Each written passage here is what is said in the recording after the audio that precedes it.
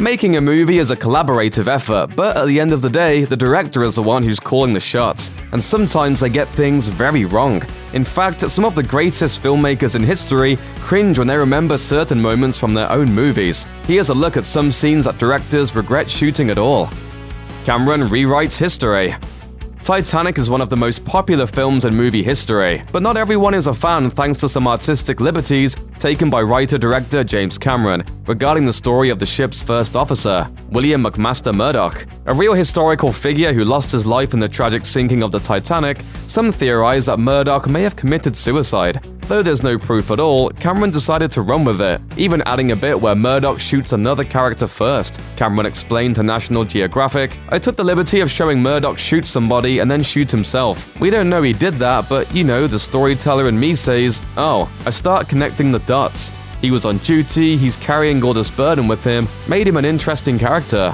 Residents of Murdoch's hometown protested the scene, and Murdoch's nephew worried the film would ruin his ancestor's name. Cameron ended up apologizing, saying, "I wasn't thinking about being a historian, and I think I wasn't as sensitive about the fact that his family, his survivors, might feel offended by that, and they were." Coogler's tragic odyssey.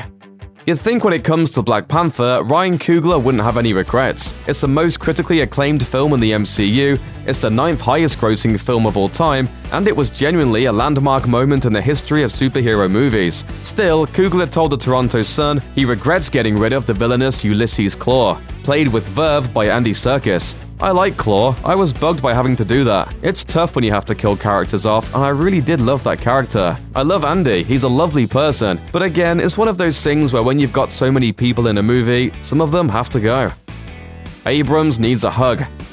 After the shocking death of Han Solo in Star Wars: The Force Awakens, fans were in desperate need of a hug, and so presumably was Han's life partner Chewbacca. Yet when he arrived back at the Rebel base, General Leia just walked by him to offer solace to Rey, a total stranger. It's a scene that bugged a lot of people, including director J.J. Abrams, who said he regrets the optics of the situation.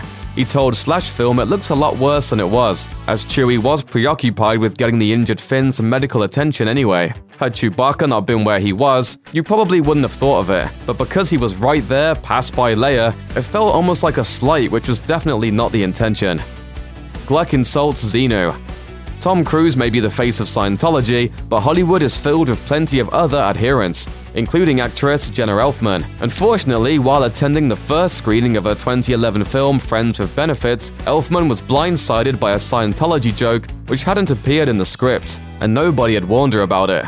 "And if any of these cameras are hooked up to the actual Scientology Center, that was an inappropriate joke and I apologize. I believe in the freedom of science fiction."